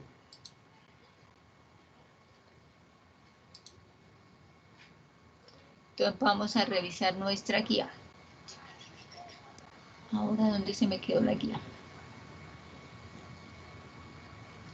Vamos a abrirla por acá. Lista, lista. Listo. Chicos, ¿ahí la ven? ¿Sí? Sí, ¿Alguien, por favor? Perfecto. Sí, Entonces tiene la misma estructura de la anterior, obviamente, que aborda los temas de la unidad 2, los criterios de evaluación. Aquí tenemos un marco teórico en el cual les traje como las normas esenciales en el ámbito laboral, que nos aplica como nosotros en términos generales, el decreto único reglamentario, qué es lo que dice, la resolución 1403, qué es el que implementa el modelo de gestión del servicio farmacéutico y toma como base el manual de procesos y procedimientos, y aquí les coloqué de manera general las disposiciones iniciales con el cual nos rige esta resolución 1403, que como algunas de las compañeras les respondí, pues cuáles son como esas normatividades que nosotros ya tenemos que empezar a socializarnos con ello. El decreto 1290, que es el INVIMA, que es nuestro Instituto Nacional de Vigilancia de Medicamentos y Alimentos, cuáles son sus funciones, la ley 485 y obviamente la ley 100. ¿Qué vamos a hacer, chicos? Entonces, guía de ejecución y evaluación. Le corresponde revisar las siguientes normas: el decreto 780, la resolución 1403, el manual de condiciones esenciales y procedimientos y la ley 485, ¿cierto? Inclusive ahí entre paréntesis le estoy colocando los capítulos en los cuales pueden ir a revisar, o sea, les estoy ahorrando más la lectura, porque teniendo en cuenta estas lecturas, ustedes van a hacer la clasificación de los servicios farmacéuticos en Colombia y los profesionales responsables de la dirección técnica. Y aparte de eso, me van a buscar los requisitos de infraestructura, de recurso humano y procesos de acorde a los niveles de complejidad de los servicios farmacéuticos. Estas dos tareitas, o lo que ustedes tienen que revisar, me lo van a entregar presentado de la siguiente manera. Me van a colocar el título del trabajo, me van a colocar los integrantes del grupo y después van a diligenciar esta tablita. La norma, o sea, la ley, decreto, resolución. Entonces aquí van a colocar decreto, no sé, 1403. ¿Qué determina, decreta o resuelve? Ah, como les dije, por ejemplo, aquí, yo ahí ya les di un adelanto. Entonces, ¿qué decreta? Entonces, implementa el modelo de gestión farmacéutico y se toma como base el manual, no sé qué, ¿cierto? Esa es la partecita que tiene que decir aquí, porque toda ley, decreto, resolución dice, por lo anterior, o ámbito de aplicación, o por lo cual resuelve que se implemente, no sé qué, ¿cierto? Entonces, ahí me van a colocar qué determina decreto o resuelve. Y aquí, entonces, de acuerdo a ese decreto y a los títulos o capítulos que aquí les estoy diciendo que lean, ¿cierto? Dice, para la clasificación de los servicios farmacéuticos va a ir a la resolución 1403 en el capítulo 2, en el artículo 6, 7 y 8, por ejemplo. Entonces, allá van a ir y empiezan a colocarme la clasificación de los servicios farmacéuticos. Entonces, droguería, entonces, a frente, responsable, el químico o el regente o quién.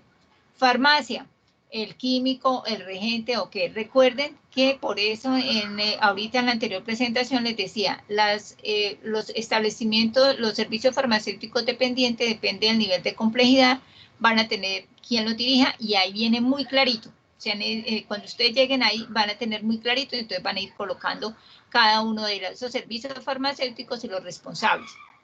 Y aquí en el otro entonces van a colocar cuál va a ser, si es una farmacia de droguería, entonces cuál es la infraestructura que se necesita en la farmacia de droguería, cuál sería el recurso humano y cuáles son los procesos que se van a llevar dentro de esa farmacia de droguería. Que no, que es solamente droguería. Bueno, entonces, ¿cuál es la infraestructura? No, que es un servicio farmacéutico dependiente de nivel de complejidad bajo, ¿cierto? Entonces, ¿cuál es la infraestructura? ¿Cuál es el recurso humano? ¿Y cuáles son los procesos? Eso está ahí en esta resolución, ustedes lo van a leer.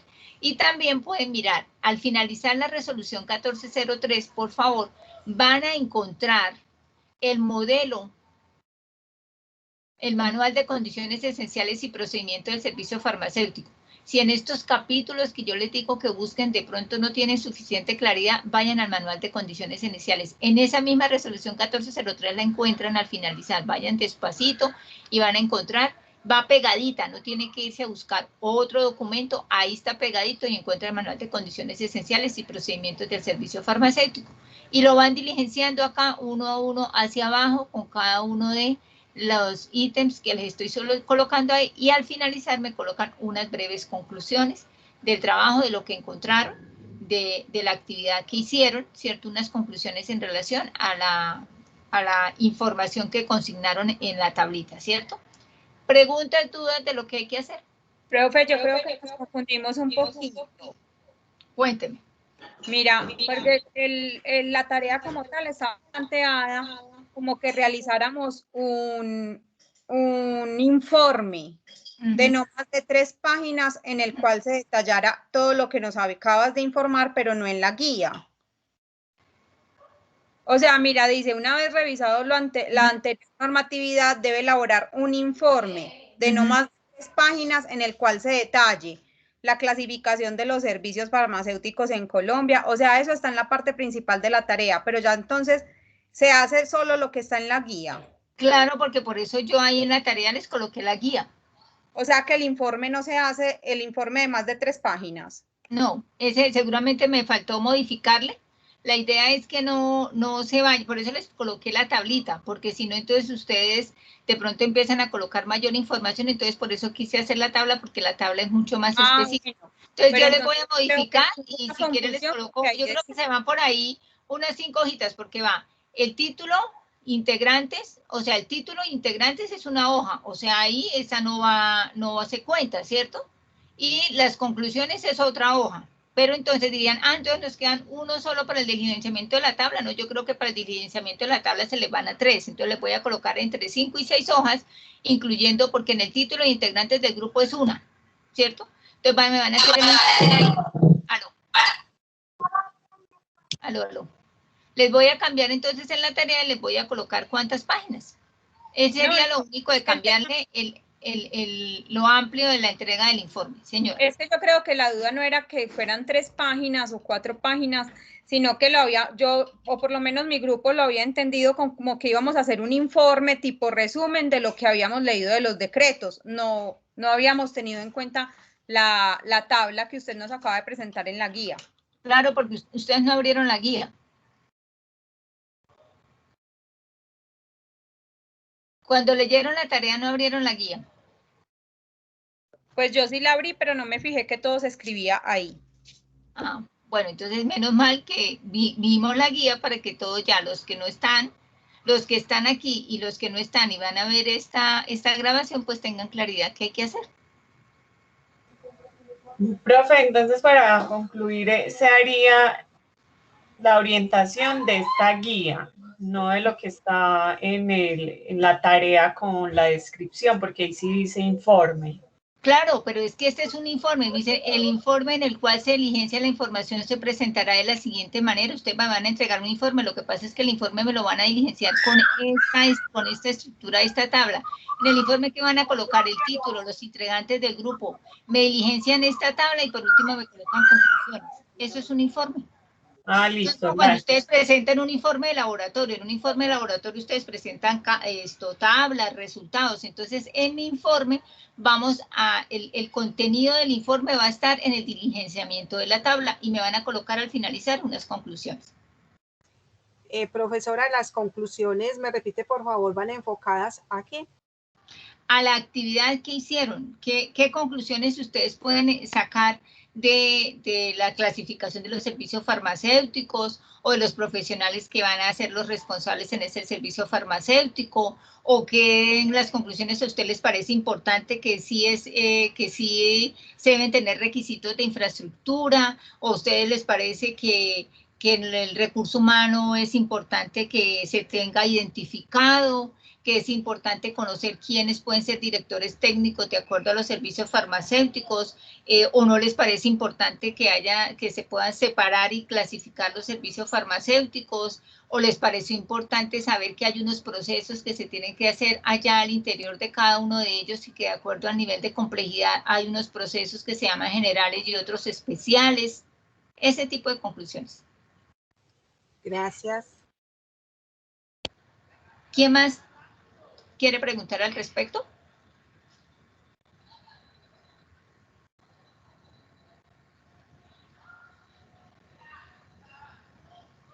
¿Alguna otra duda, pregunta, inquietud?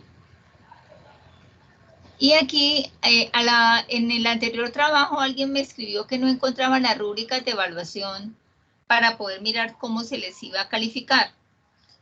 En el anterior trabajo, en la guía, yo les coloqué todas las rúbricas porque ustedes iban a escoger una estrategia, ¿cierto? O un mapa conceptual o un esquema, entonces ahí dentro de la guía iban todas las rúbricas. En esta ocasión, como vamos a hacer un trabajo con una estructura similar, entonces aquí por dentro va la rúbrica de evaluación que guarda relación con el trabajo que se va a hacer, ¿vale? O sea, esta rúbrica de evaluación que está en este momento y que se las estoy presentando, aplica para todos los grupos que van a hacer el trabajo, porque es un mismo esquema o estructura, mejor dicho, es la misma estructura que deben presentar todos para el trabajo. Por lo tanto, entonces acá yo les coloqué cuáles eran los criterios del ítem evaluado y los diferentes niveles o valoraciones al respecto, ¿cierto? Aquí está la bibliografía y obviamente están nuestras fechas de apertura y fecha de cierre. Chicos, preguntas, dudas, inquietudes de este trabajo. ¿No? ¿Todo claro? Sí, profe. ¿Listo? Sí, profe. Me parece súper bien y van a aprender muchísimo de este trabajo, porque realmente ahí es donde nos empezamos a apropiar y a reconocer muchos de nuestros diferentes áreas en las cuales vamos a estar muy seguramente vinculados. Entonces es importante conocerlo. Bueno, voy a dejar acá de compartir un momento y... Profe, una cosita. Señor. O sea, con lo que he observado, el trabajo es bastante interesante y nos va a dejar muy bien capacitados personalmente. Como tengo farmacia, llegan los químicos, los señores revisores de Secretaría de Salud, y muchas veces quieren tomarlo uno del pelo o aplicar las leyes como a ellos les parece y no como está escrito. Entonces, esto me ha abierto mucho los ojos a decir cómo, dónde y por qué. No, que es que esto se hace así. Discúlpenme, la ley no dice eso. Exactamente, muchachos, y les tengo, ¿cómo es que dicen en los noticieros? Les tengo la ñapa el día de hoy. La otra semana, porque no les digo que esta semana alcanzo, porque lo voy a hacer el fin de semana, yo les voy a hacer un pregrabado, voy a hacer una grabación, un pregrabado, donde les voy a contar los tips o cuáles son los requisitos que se deben tener o llenar para que ustedes puedan abrir o habilitar una droguería en Colombia, ¿cierto? Porque algunos de nosotros sabemos decir la droguería, pero ¿y qué requisitos? ¿Qué es lo que debo tener en cuenta para abrir una droguería en Colombia? Tanto los requisitos humanos, como de infraestructura, como algunas características que se deben tener en cuenta y que les van a solicitar, sea la Secretaría de Salud, que siendo una empresa se tiene que abrir un establecimiento comercial en las cámaras de comercio, y unas informaciones, una serie de tips que sé que de cultura general o de conocimiento general, dentro de la expectativa de pronto de nuestro proyecto de vida de una droguería, pues a ustedes les va a servir mucho de orientación y como dice William, para que ustedes sepan realmente qué son las cosas con las cuales y los criterios con los cuales yo debo tener la documentación, yo debo cumplir con este requerimiento, con, por decir algo, el baño, o habilitar, si quiero habilitar, por ejemplo, el área de inyectología. Entonces, pues, obviamente, ¿qué debo pensar que debo tener al respecto? Entonces, para la otra semana, les voy a subir ese videito, que sé que para los interesados les va a servir, y para los que no, pues es de conocimiento, para que pues igual ahí, así como hizo William en su droguería, pues todos ya vayan conociendo cómo cómo hacerlo. Inclusive les voy a incluir ahí mucha normatividad de acuerdo a todos los productos que ustedes pueden comercializar en su droguería. Entonces creo que es una cápsula informativa muy importante para ustedes, ¿vale? Vale, profesora. Alguien me levantó la mano por acá, Erika y Adriana. Buenas noches. Bueno, Profesora, una pregunta. ¿Existe actualmente una figura que se pueda manejar un servicio farmacéutico mixto? Es decir, que se comercialicen productos naturales homeopáticos y de la medicina tradicional. Claro que sí, claro, eso se puede. ¿Y por qué se puede? Usted lo puede hacer en su droguería, simplemente que debe tener unas áreas especiales y específicas para tener ese tipo de productos y medicamentos fuera de los que se conocen como los medicamentos comerciales o, ay, se me fue ahorita la palabra, discúlpame, los alopáticos, ¿cierto? Y están los homeopáticos y los nutracéuticos y todo. Entonces, en la droguería, usted dice, listo, yo voy a comercializar. Mire que William me está asentando con la cabeza que sí. Usted va a decir, yo voy a manejar medicamentos, por ejemplo, medicina alternativa, todo lo que es homeopatía, medicamentos fitoterapéuticos, por ejemplo, que son a base de recursos naturales. Entonces le dice, sí, muy bien, me parece súper bien, porque usted lo puede hacer, usted puede comercializar de esos productos, pero usted debe tener unas áreas específicas en donde va a tener esos productos. O sea, no los puede tener revueltos con el acetaminofeno, con el ibuprofeno, con el Advil, con el Alka-Seltzer, no. Va a tener un área específica, delimitada y debidamente, identificada y ubicada, en donde van a estar única y exclusivamente esos medicamentos allí. Eso se puede hacer, claro, está reglamentado y se puede hacer. Profe, una cosita. Dime, William. Con respecto a eso, se pueden comercializar con respectiva área, pero todos deben tener registro en INVIMA, debe ser totalmente legal, si no, no. Le pueden sellar o decomisar. Hay algunos medicamentos, algunos productos que no tienen registro sanitario. Esto lo vamos a ver ahorita en el otro encuentro. Hay unos que no los tienen, porque son los que se denominan droga blanca. Entonces, esos no tienen registro sanitario. Y hay algunos medicamentos o productos homeopáticos que tampoco lo tienen y tienen otro tipo de registro. Eso es lo que vamos a aprender, porque la otra unidad es todo lo de normatividad y conocimiento de toda la parte técnica que orienta todo lo que son medicamentos y dispositivos médicos. Entonces, William, gracias por esa intervención, porque me acabo de acordar algo ya que, para que no se me olvide. En el otro encuentro, en 8 días, muchachos, necesito que los que están en la casita alisten cajitas de medicamentos que tengan a la mano. No necesito que vayan y compren en la droguería, no. Yo sé que en cada casa hay cajitas de medicamentos y un dispositivo médico. Un dispositivo médico parte desde una curita a una bolsita de algodón, esparadrapo. Desde ahí es un dispositivo médico, una curita es un dispositivo médico. Vamos a hablar de la normatividad que me rige los dispositivos médicos, los medicamentos de control especial, los homeopáticos, los alopáticos. Vamos a hacer un taller muy interesante, un ejercicio previo para el taller que queda para ese trabajo. Vamos a mirar los códigos ATC, lo que son los códigos CUM, los registros sanitarios. Entonces vamos a hacer un tallercito muy, muy bonito, y por eso necesito que ustedes tengan cajitas, 1 o 2 cajitas de medicamentos.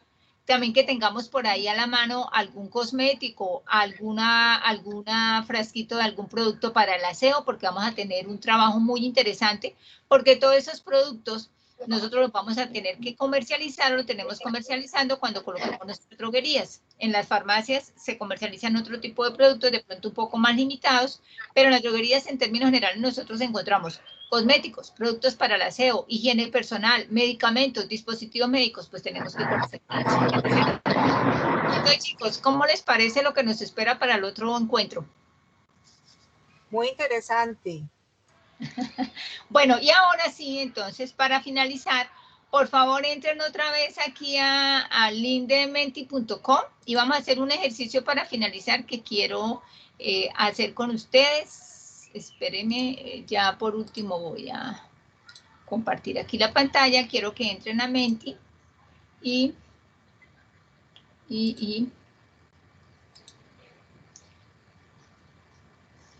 No sé si le sale el letrerito de palabras nuevas aprendidas.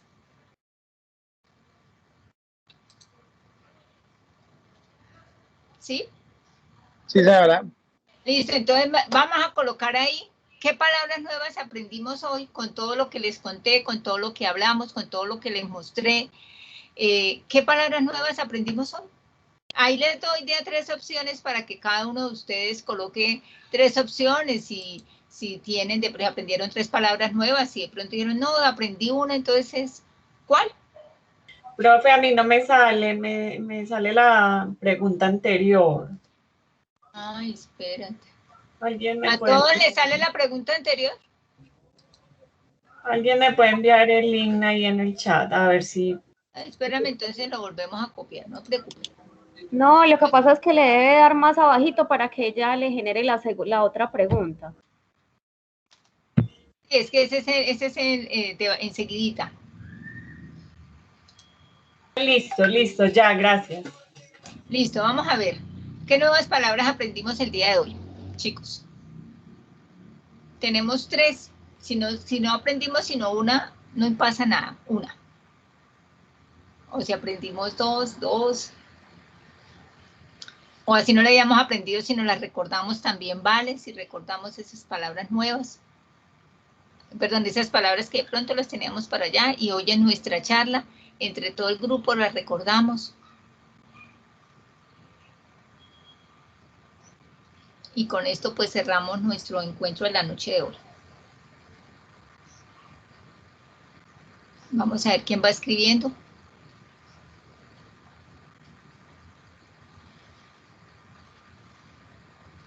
Muy bien, aparece el oligopolio, el alopático, el fitoterapéutico, muy bien. Mire, el que aparece más grande es el que va llevando la delantera. Ya vamos con 3 de los 30 participantes. Listo, el nombre del Seguro Social, muy bien. Alopático, ya va como de tercero. Va punteando oligopolio y fitoterapéutico. ¿Qué más escuchamos hoy? ¿Qué más aprendimos? Cuando hicimos la presentación de todo el Sistema General de Seguridad Social en Salud en Colombia. Historia del seguro, muy bien. Servicios farmacéuticos, perfecto. ¿Qué le llamó la atención de esos servicios farmacéuticos? Historia del seguro. ¿Es lo mismo un servicio farmacéutico que en un establecimiento farmacéutico? Ahí lo van descubriendo en la medida en que van leyendo.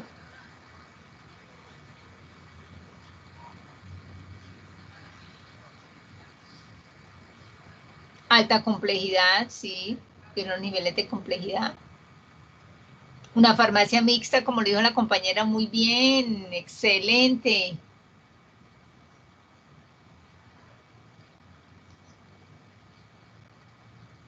Vamos con 10, ¿quién más?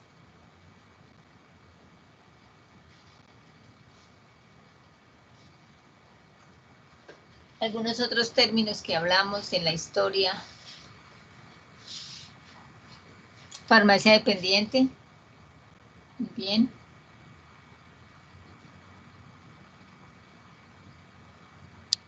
El INVIMA.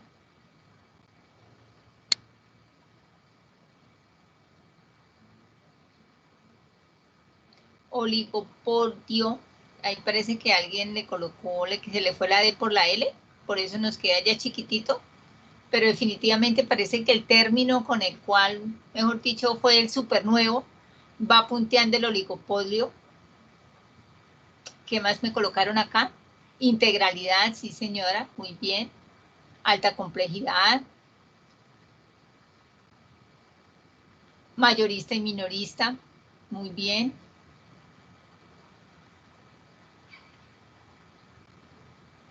Servicio farmacéutico dependiente, independiente, mayorista, AFIDRO, perfecto.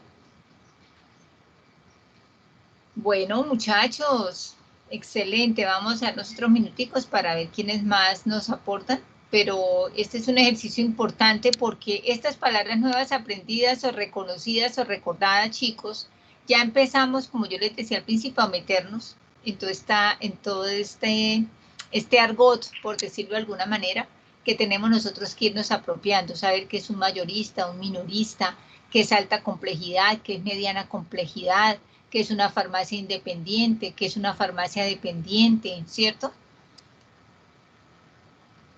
El INVIMA, ¿qué es? Porque esa es nuestra institución también rectora y que nos audita, ¿cierto? Y conocer esas historias también de toda la parte de seguridad social es bien importante. Entonces, chicos, no, los felicito, muchísimas gracias por esa participación. Qué bonito que hayamos aprendido esa palabra nueva.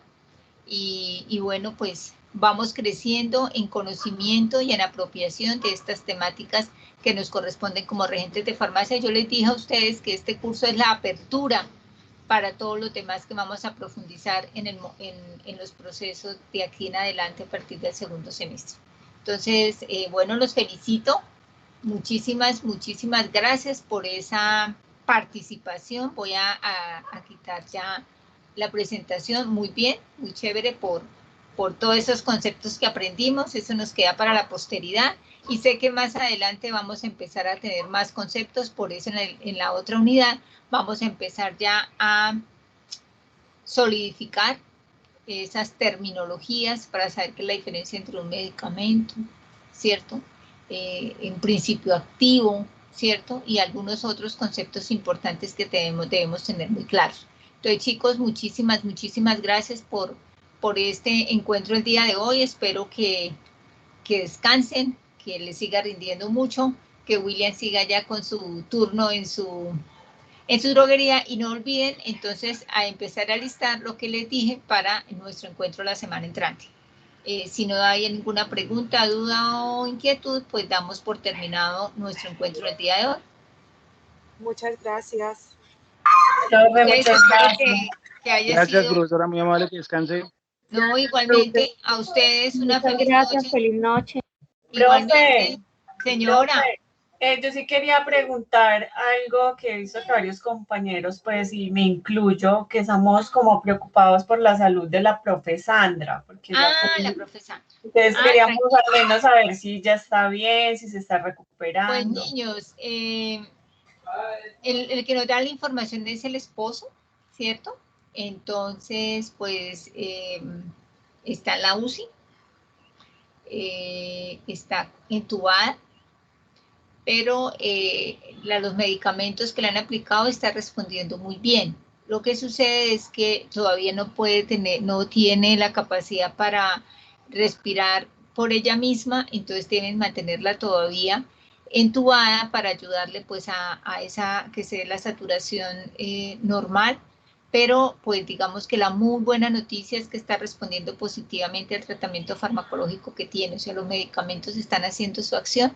Entonces, para nosotros eso es una noticia, mejor dicho, excelente, y pues todos estamos en oración por ella porque sabemos que es una mujer súper berraca y que bueno, que va a salir adelante, y bueno, todo ya en manos del Todopoderoso. Bueno, profe, yo pienso que muchos de los compañeros pues nos sentimos como preocupados, y si llega a hablar en algún momento con ella, pues les tiende nuestra solidaridad y que también la tenemos en oración.